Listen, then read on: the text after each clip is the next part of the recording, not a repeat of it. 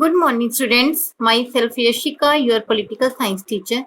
Welcome to all of you in our political science class of 12th standard.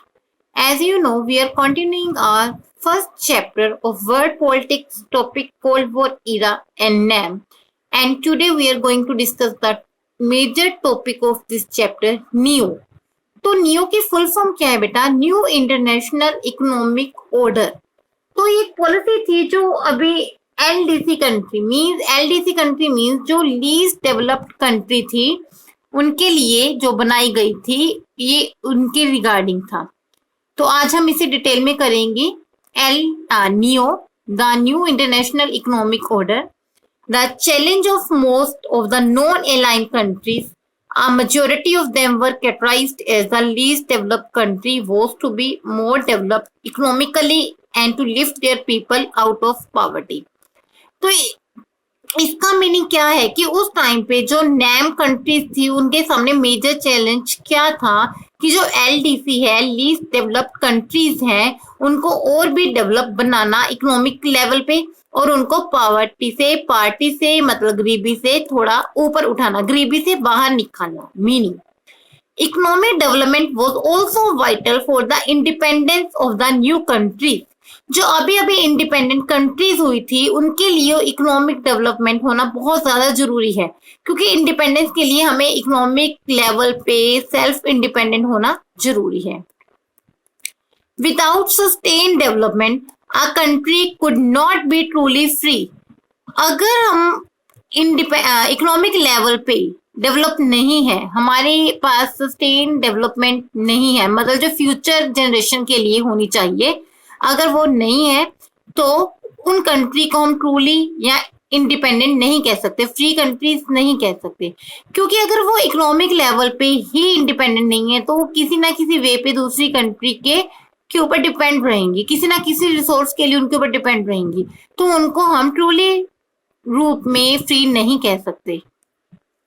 The idea of new international economic order originated with this realisation. तो जो idea आया था, मतलब जो new economic order बनाई गई थी, international new बनाया गया था, उनका मेन मोटिव यही था कि जो कंट्रीज हैं अभी अभी डेवलप हुई हैं या लीस्ट डेवलप कंट्रीज हैं उनको टोटली डेवलप करना।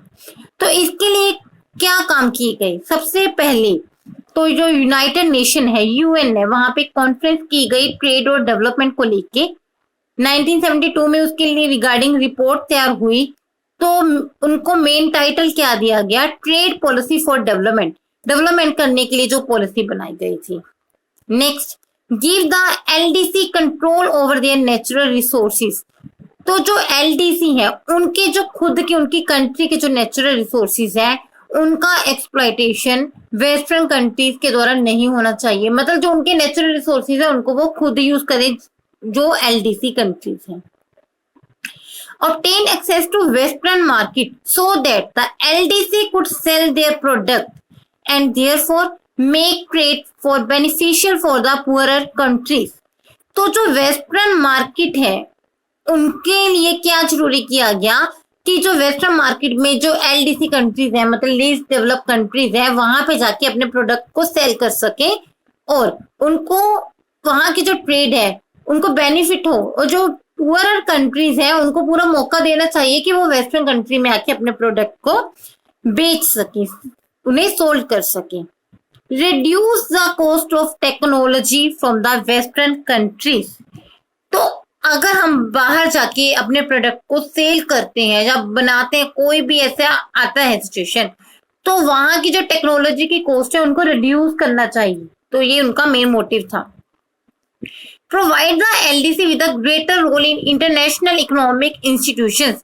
जो नियो का बनाया गया था इंस्टीट्यूशन, उनमें एलडीसी को स्पेशलाइजेशन रोल देना चाहिए, मतलब उनका फेवर करना चाहिए। मेन मोटिव क्या है? जो लेस डेवलपमेंट कंट्रीज है उनको ही मौका दे, उनको ही हमने गरीबी से बाहर निकालना है।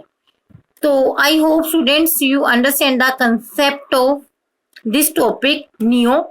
If you have any doubt regarding this topic, so please discuss me in a live class.